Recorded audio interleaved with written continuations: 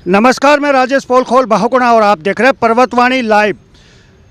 बड़ी हैरानी की बात है, बड़ी विचित्र बात है और हैरान करने वाली बात है कि जिस तरीके के स्लोगन मेरे पीछे लिखे हुए महिलाएं खड़ी हैं। यहाँ देखिए, मंत्री गणेश जोशी भ्रष्ट है।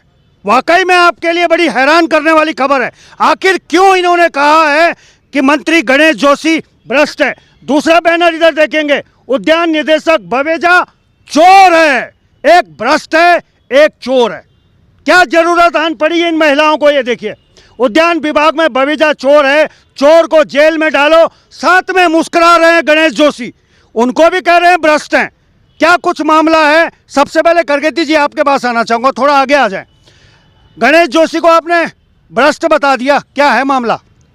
सर, उद्यान विभाग में जो गणेश जोशी माननीय मंत्री उद्यान विभाग हैं इस वक्त, उनके द्वारा और डायरेक्टर उद्यान डॉक्टर हरमिंदर सिंह बवेजा के द्वारा लगातार जो है भ्रष्टाचार को अंजाम दिया जा रहा है। चाहे वो पौधों की खरीद हो, चाहे वो एप्पल फेडरेशन के नाम से हो, एप्पल मिशन के नाम पर हो, राजकीय उद्यानों को सिडकुल जैसी इंडस्ट्रियों को देने के नाम पर हो। मैं एक एक करके आपको बताना चाहूँगा। एक अनिका ट्रेडर्स करके एक पौधशाला है जिसे हम फर्जी पौधशाला मान रहे हैं। आज इसका इन्होंने रजिस्ट्रेशन किया, कल उसको पूरे प्रदेश में 2.5-3 लाख पौधों का आवंटन दे दिया गया।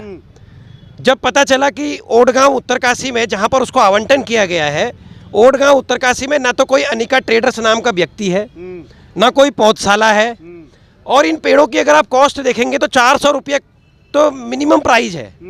2 लाख गुणा 400 मल्टीप्लाई करोगे तो इतने पौधे जो है पूरे प्रदेश में आ रहे हैं और इस अनिका ट्रेडर्स के नाम से सप्लाई हो रहे हैं। जानकारी हुई कि अनिका ट्रेडर्स की अपनी पौधशाला नहीं है, ये कश्मीर से पौधों को सप्लाई कर रहे हैं, मेरे स्टेट में ला रहे हैं। मेरे राज्य का नर्सरी एक्ट कहता है कि यदि आप अदर स्टेट से पौधे लाते हैं तो आपको नर्सरी एक्ट का पालन करना पड़ेगा, जिसमें ये लिखा हुआ है कि आपका भौतिक सत्यापन होना चाहिए।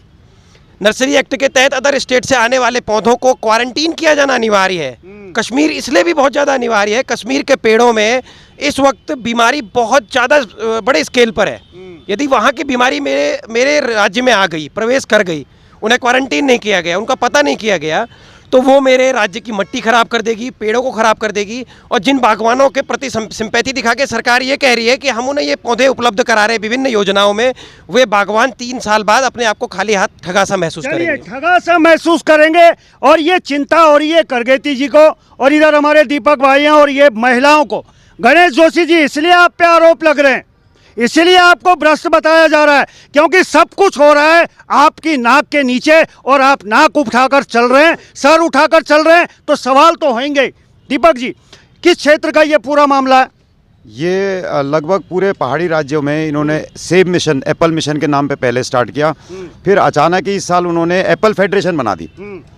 अगर आप हिसाब से देखें तो ये वीवीआर पुरुषोत्तम जी ने वीवीआर पुरुषोत्तम क्या है इसके? वीवीआर पुरुषोत्तम उद्यान सचिव हैं। इन्होंने एक जियो निकाला जिसमें उन्होंने बाइफर्गेशन दिया एप्पल मिशन में कि 12 लाख रुपए में 20 नाली जमीन पे सेब के बगीचे लगेंगे।